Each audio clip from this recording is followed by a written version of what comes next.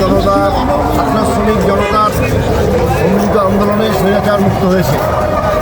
বহুদলীয় গণতন্ত্রের প্রবর্তক শহীদ রাষ্ট্রপতি জিয়াউর রহমান বাংলাদেশে যে গণতন্ত্র চালু করেছিলেন, সেটা বিভিন্ন ঘটে দেশ একটি অন্ধকার অবস্থার দিকে চলে গিয়েছিল। ছাত্র শ্রমিক জনতার এই আন্দোলনে এবং এর নেপথ্যে আমাদের দলের ভারপ্রাপ্ত চেয়ারম্যান জনাব তারেক রহমান এই তৃণমূল থেকে এই আন্দোলন সংগঠিত করেছেন এবং সেই আন্দোলন সংগঠিত হওয়ার কারণে আজকে আমরা স্বৈরাচার মুক্ত অবস্থায় বাংলাদেশে অবস্থান করছি। আপনারা ইতিমধ্যে জেনে আনন্দিত হবেন, শহীদ রাষ্ট্রপতি জিয়াউর রহমান নিজেকে একজন শ্রমিক ঘোষণা করে নিজে গর্বিত হয়েছেন এবং দেশের শ্রমজীবী মেহনতি মানুষকে তিনি উৎসাহিত করেছেন।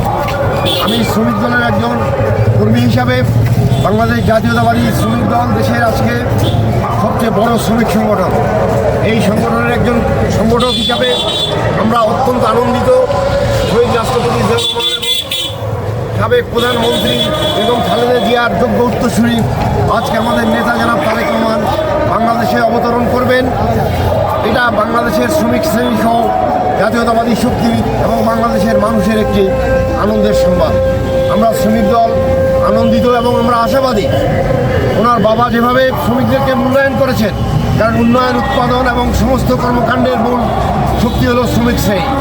এই কারণে উনিও আগামী দিনে দেশের মানুষের একটি নিরপেক্ষ নির্বাচনের মধ্যে আগামী 12ই ফেব্রুয়ারিতে জাতীয় সংসদ নির্বাচন অনুষ্ঠিত হতে চলেছে। এই নির্বাচনে জাতীয়তাবাদী দলের প্রতীক উন্নয়ন এবং গণতন্ত্র এবং খাদ্যের স্বয়ংসম্পূর্ণতার প্রতীক ধানের শীষের প্রতীকে দেশের জনগণ এবং শ্রমজীবী মানুষ সুষ্ঠু নির্বাচনের মাধ্যমে বিএনপিকে দায়িত্ব দিবে আগামী দিনে রাষ্ট্র পরিচালনার জন্যে। এবং উনি যেহেতু এতদিন নির্বাচনে একটি যুক্তরাজ্যে ছিলেন, ওখানকার ব্যবস্থাপনা এখানে প্রয়োগ করবেন স্বাস্থ্য বিষয়ে, শ্রমিকদের মূল্যায়নের বিষয়ে, কর্ম পরিবেশের বিষয়ে এবং বেকার সমস্যার সমাধানের ব্যাপারে সন্ত্রাসমুক্ত, দুর্নীতিমুক্ত একটি নতুন বাংলাদেশ, যেটা এই আগস্ট বিপ্লবে মানুষ দেখেছে, এটা ওনার মাধ্যমে বাংলাদেশে বাস্তবায়ন হবে। এবং দেশের 18 কোটি মানুষের মধ্যে 12 কোটি ভোটারের মধ্যে আমরা 8 কোটি শ্রমজীবী মানুষ আশাবাদী যে ওনার মাধ্যমে এই শ্রমজীবী মানুষদের সম্ভাবনা উদ্দিত হবে এবং আমরা আগামীতে বাংলাদেশকে একটি স্বনির্ভর, স্বয়ংসম্পূর্ণ, দুর্নীতিমুক্ত রাষ্ট্র হিসাবে আমরা দেখতে পাবো। আমরা ওনার সার্বিক কল্যাণ কামনা করি এবং আমরা শ্রমজীবী মানুষ অনেক খুশি ওনার এই দেশে প্রত্যাবর্তনে এবং বাংলাদেশের নেতৃত্ব দেওয়ার জন্য।